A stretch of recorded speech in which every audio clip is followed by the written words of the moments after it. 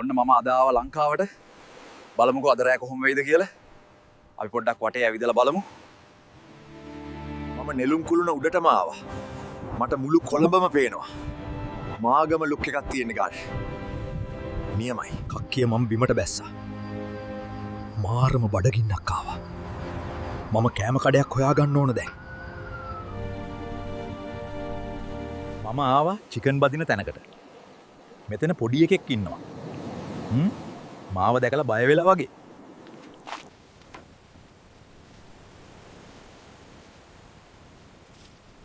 මම දැන් ආවේ වරායට. මෙතන ටිකක් අමුතුයි.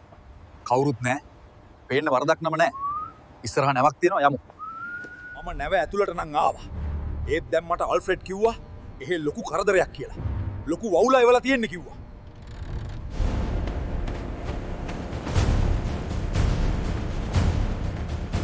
මෙන්න බඩු ඇවිල්ලා. මේක තමයි කියපු ලොකු වවුලා. ඊළඟට ඕන වීඩියෝව කමෙන්ට් කරන්න. තවත් දෙයක් සබ්ස්ක්‍රයිබ් කරන්න.